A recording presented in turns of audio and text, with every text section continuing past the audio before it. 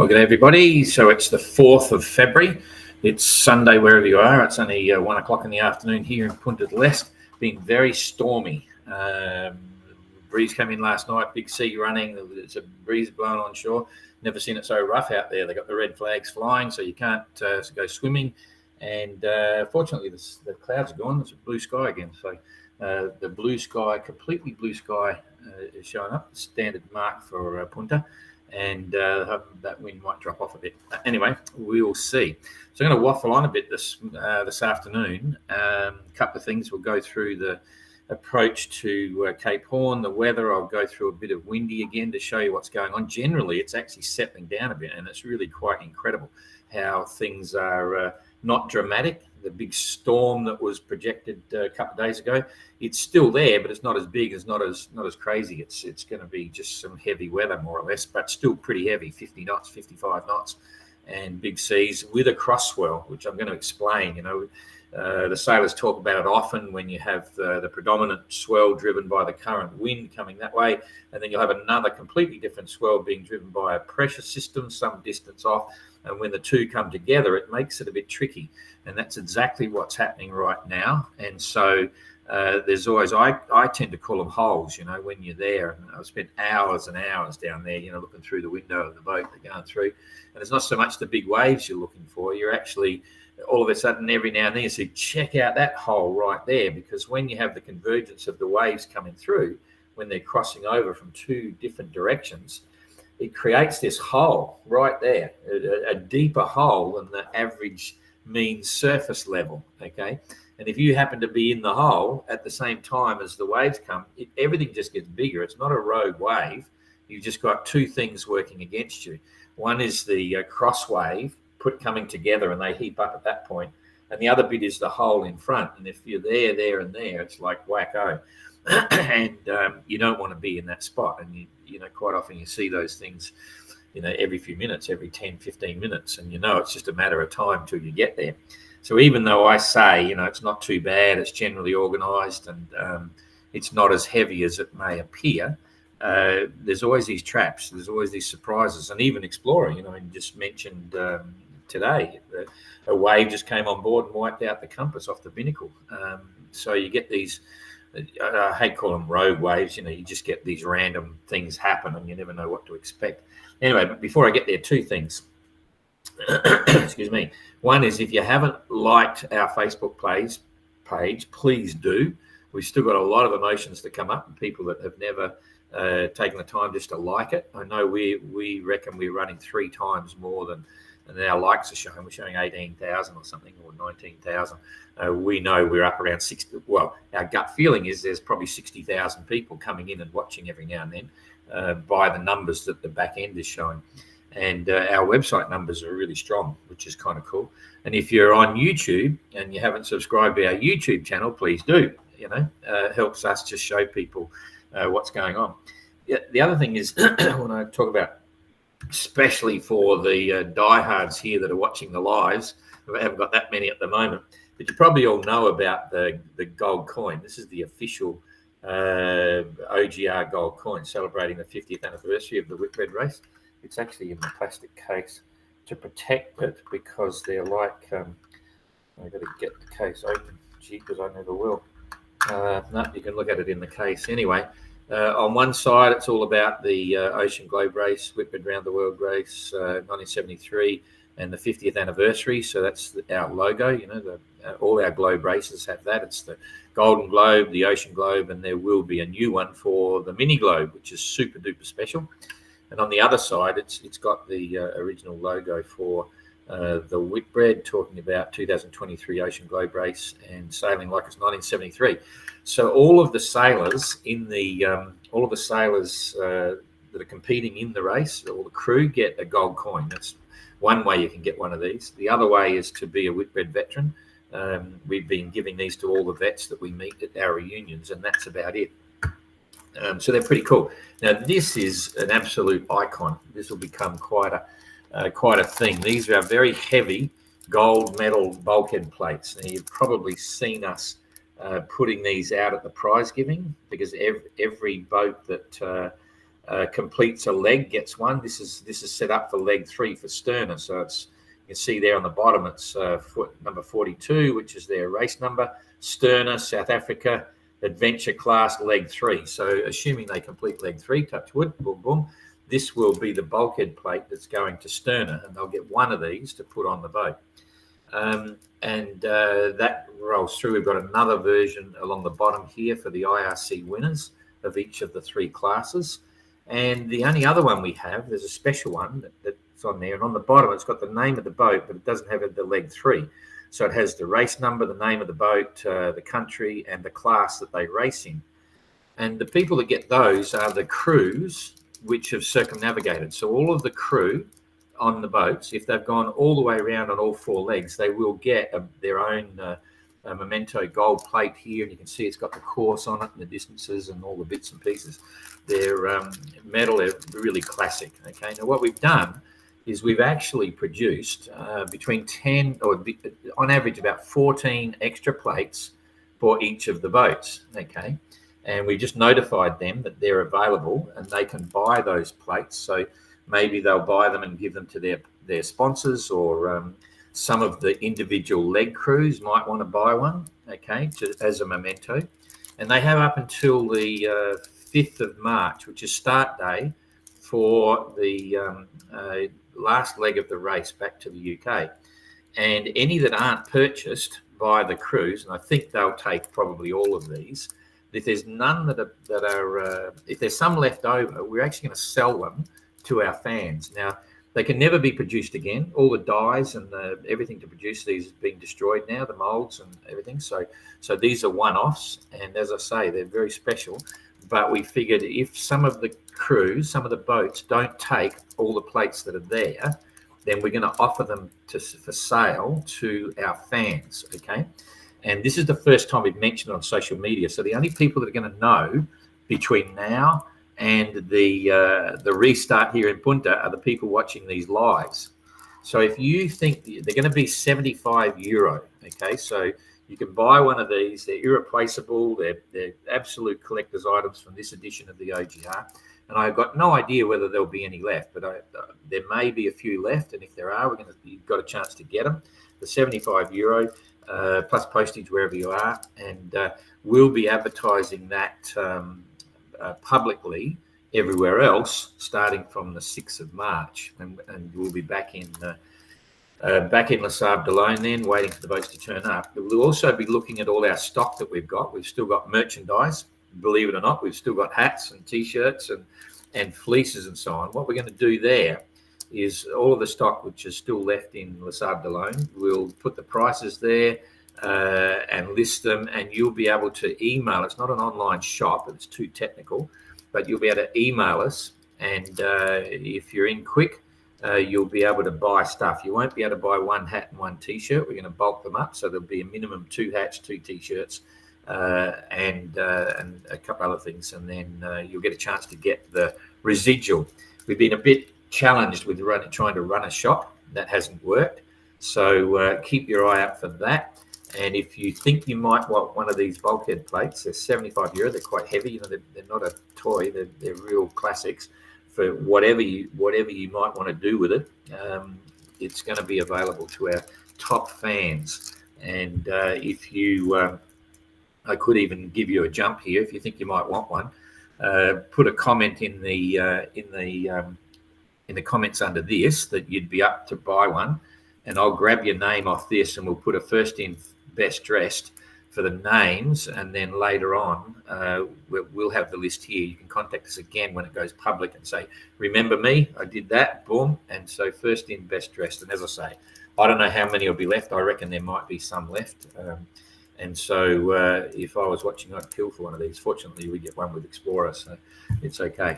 But anyway, something that I digress. So back into the you want to read the tweets. There's the tweets are getting more and more interesting. Everyone's quite hyped about the idea of approaching Cape Horn, and they've got interesting comments. They're all, some of them are getting in the swing of things, and I think they're, in a strange way, that they're touch wood, careful what you wish for. I think they're going to enjoy a bit of breeze instead of fluffing around in calm stuff. So, okay, so straight across to the tracker, and let's see what's happening here. Okay, so you've got the tracker. Now I get on here. I've got my mouse here ready to go. Okay, so you can see the amazing part here is here's Cape Horn. We're not very far away, and Penjuic and Translated are sailing in absolutely fantastic conditions. In fact, really quite enjoyable, right? And the second group of the mid-fleet at the back here, they've been having pretty solid weather, 40, 45 knots, maybe even gusting a little bit higher. The lead mid-fleet, they separated from the back, and they haven't really got it yet. It's just starting to come over now. You can see in the post below this, a couple of posts down, I did a graphic of the distances and the ETAs for the fleet to get around Cape Horn. So have a look at that. And it also includes the latest weather update that we gave Penjuic and Translated here, as well as the first of the mid-fleet, okay, for Maiden and the others there. And that'll give you an idea of what's happening, when they're going to get hit. So they're not going to get hit hard. It's going to come up behind them. You'll see it in a minute. But it's pretty solid. And certainly Penjuic and Translated are going to have fun going through the Drake Passage here. So all is good there. These guys, as I say, they're getting solid stuff, but they had that weather alert yesterday. So they're just getting what was expected. Explorer down the back, 8.9 knots now, did 195 nautical mile a day. They'd be happy with that. I am. Good to see it. They've had some sloppy seas coming over them, of course, and talking about that. But anyway, good progress. Sterner did 183 mile days, so Explorer took out a little bit of them from them, but not much. And they're doing 8.3 knots, again, enjoying the ride, very good conditions.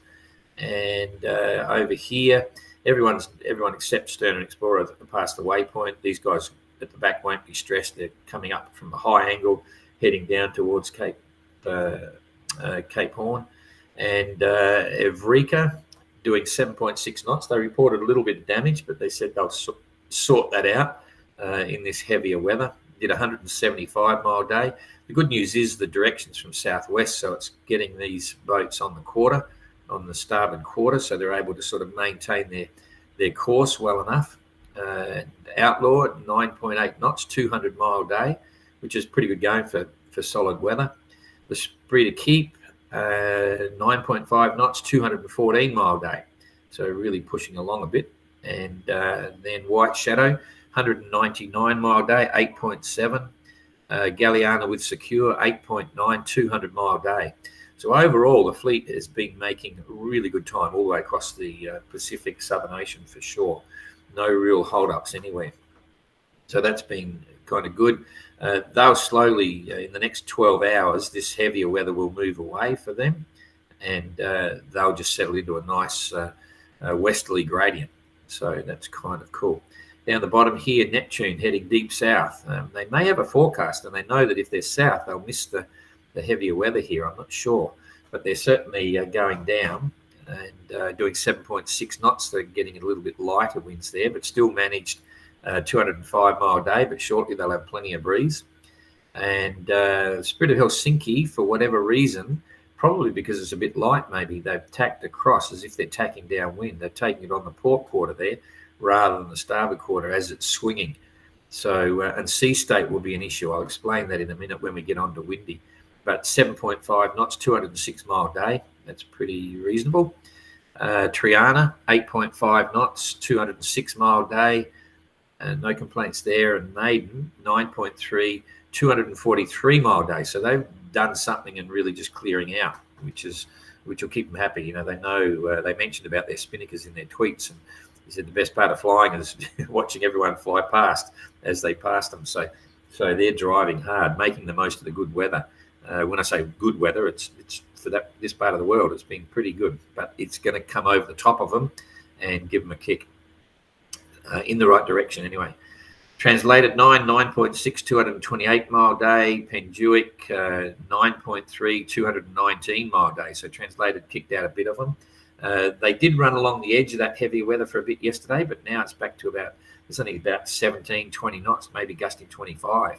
But they've got the forecast now, and they'll be looking to go, oh, it's coming. So that's a bit of an overview. Let's look at what happens with the weather now. Distances you can see from the graphic I gave before. They're about 400 and something miles from the lead guys here, 450 miles from Cape Horn. So it's a couple of days. The ETA will be sometime on Tuesday, midday-ish for Penjuic, and translated just behind that.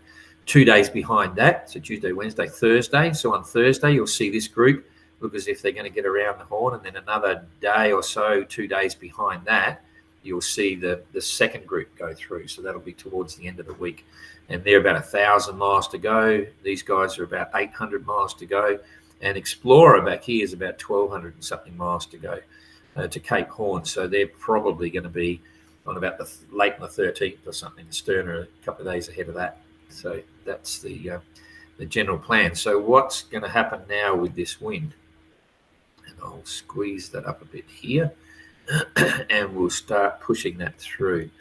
So we got 1,600. You can see the breeze comes over pretty quickly over the top of these guys, but it appears to be dropping off as we speak. Each day it's got a little bit softer.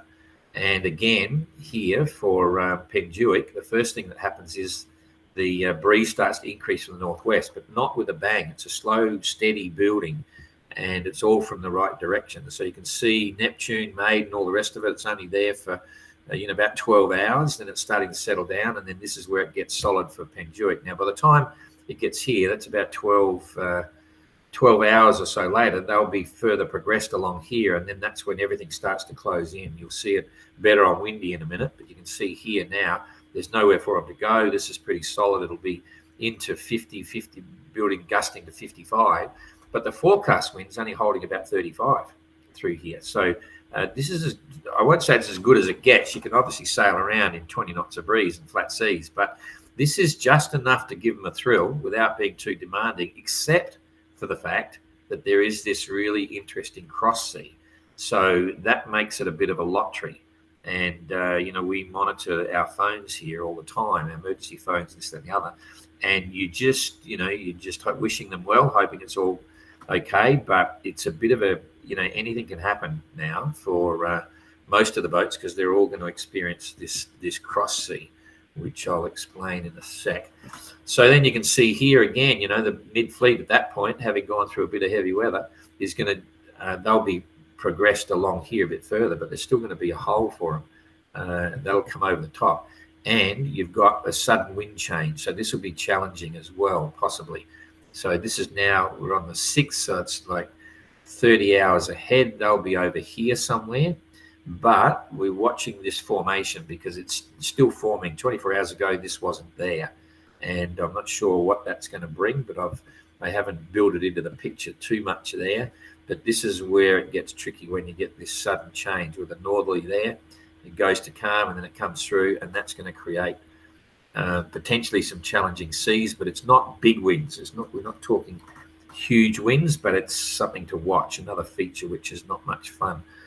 So by the time we get to the 6th here, translated and Penjuic are going to be getting very close, and that's pretty reasonable. It's manageable. It's all from the north. The beauty of the north is that even though you get the cross seas, the seas, if that's the predominant strong winds, they don't tend to grow really big like they would if they were building from the southwest. So yes, you've got a cross sea, which is a problem, but the good news is the big winds are from the north, and that doesn't usually build the gigantic seas, 15-meter seas, all this sort of stuff. It's a little bit more controllable.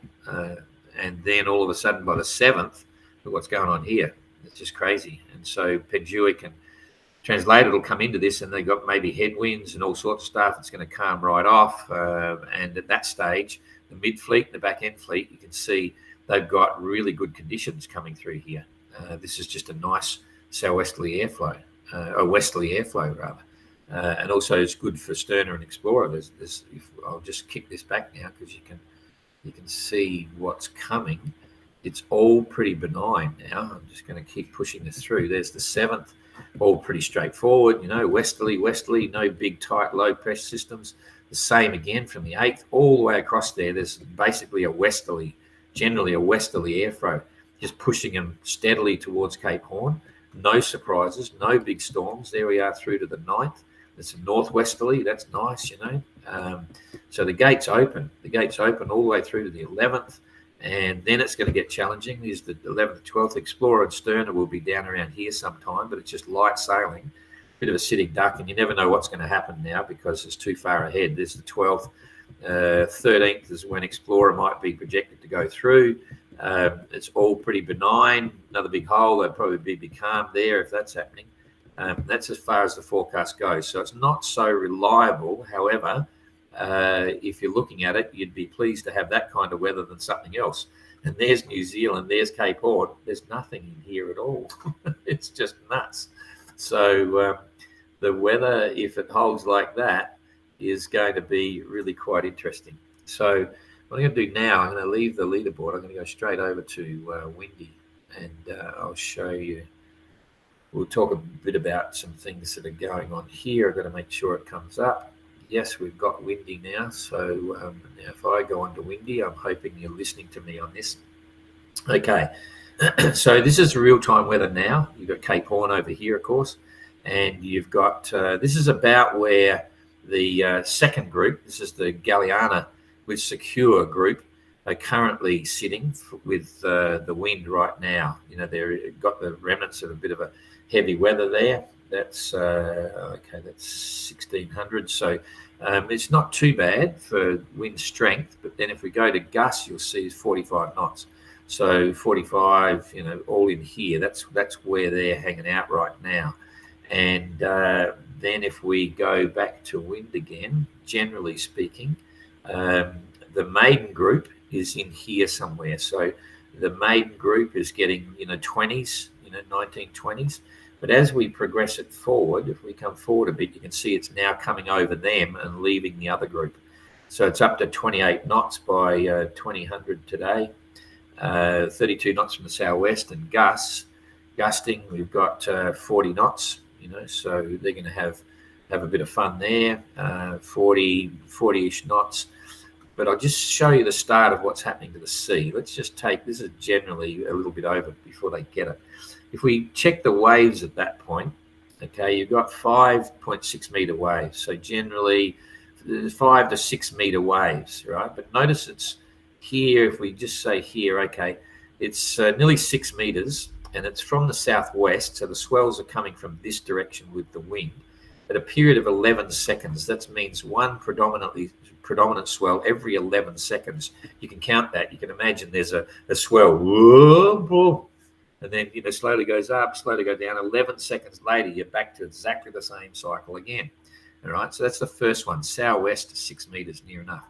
I then go to the secondary swell, and you've now got from the north a 2.8 meter swell. So now you've got a swell directly from the north coming straight down, and you've got this other southwesterly swell of 6 meters. So that's nearly a 6 meter swell from the southwest and a 3 meter swell from the north. And they're both on 10-second periods. All right. Now you got to imagine that, but if you Google it, you'll see some real interesting graphics and even video footage of two swells crossing over each other, and you'll see when they go across, there's this big hump in the middle, and then there's the holes that I refer to. So this is a very distinct aspect of the sea state they're going to get right now, and it even shows in the graphics. If you're good at picking it, you can see here, if you look closely, I'll just blow this up and you might be able to see it better. It's the way the computer model gets it. If you, it doesn't really show that well on here. Now, having said that, sometimes you can see that it gets very confused. Maybe if I come across a bit more, no, it's not showing it so well. Anyway, we're just on the predominant swell there. We'll come back to the wind, and we'll have a look at what's going on with translated and Penduic. So right now, translated and Penduic, they're on about 55, and they'll be heading around about here somewhere.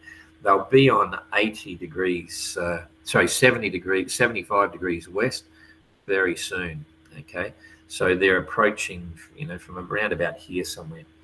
And on the weather at the moment, it's showing 3 knots. Okay, so I'm just going to leave you there, but I'm just going to go and double check the position in here, see where they are. Okay, Penduic is 55 and 79, 55, 79. Okay, so I come back here, you're still sitting on that 55, 79. I can move this, so there's 55, 79.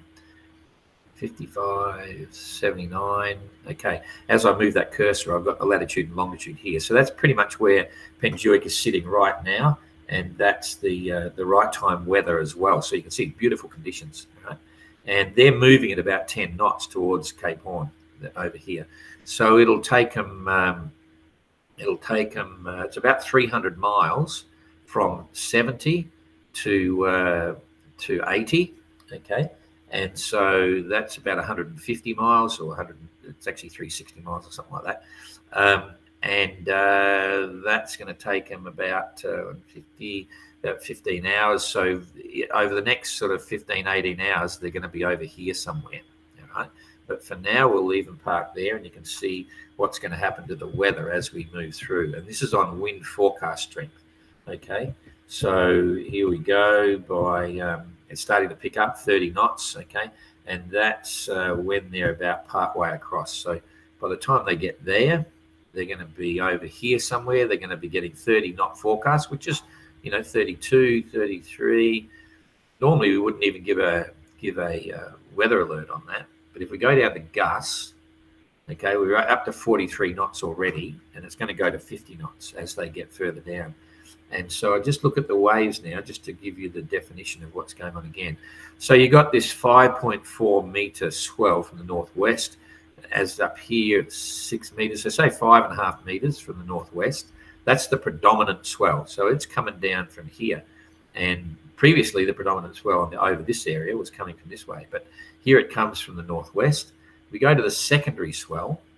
Again, you've now got a 2.8 meter swell at 10-second intervals coming from the east, right? So it's coming this way. So you've got one lot of swells coming here, and you've got another lot of swells coming from down here. So you imagine them, they're colliding at exactly 90 degrees. So that's the tricky bit right now, which is a lottery. And you can see here, if you're looking at this, you got to look closely. I'll blow it up and see if that helps. Right on this area, you can see all this funny graphic squiggly bob happening, right? Now, here's some really good areas. See, this is showing that there is an interaction with a very strong interaction with a secondary swell. If it's just like this, you can see it's all clean, simple, just one swell coming from the northwest. Here, you've got some stuff that's being generated this way from the east, and you've got another lot coming from the north, so it just gets very confused. And that's something to be careful of. As for currents, predominantly current coming from the west. This is just normal, so nothing happening. We don't show you the gradient here for the continental shelf, but there's a big step up of the shelf as well, where it comes up from thousands of meters to a couple of hundred, to hundreds of meters. And I remember in my experience down there, we had a huge storm, sort of 15, 18, 20 meter swells. And we were all through, all of us were worried about crossing the shelf, but in the end it didn't have an impact. But it's something that also to consider in the mix of things. So all very interesting, but generally speaking, not looking too bad, except for that cross swell. And then you can see here, so this is by Monday night, it's across the board. So again, the forecast wind 35, 37, 30, certainly under 40 knot forecast wind. If you go looking for it, you'll see 36 there. Penduic will be down at this time. They'll be down around here somewhere, showing 38. I'm not sure how close they'll come. They'll want to see Cape Horn. There's a huge force there driving you to see Cape Horn. And you can see there's a bit of a compression here. So this is now 40 knot forecast. And this is for tomorrow afternoon, right? And there'll be 24 hours away from it, somewhere through here. And if we go to gusts, hold on to your hats, there's 50s, right? So you've got 53, 48, 49. Now, this again isn't a superstorm. This is just normal stuff, right? 55 knots. Because as I say, I mean, if you had to watch the GGR, when Mark Sinclair went through here on his boat, he got 3 successive low pressure systems that came through in about 7 days, and we were talking 80, 90 knots, and really tight systems with sudden sea state directions. So I look at this and consider Translated 9 and Penjuic to be extremely lucky because they're going to have a good, decent Southern Ocean blow storm, right?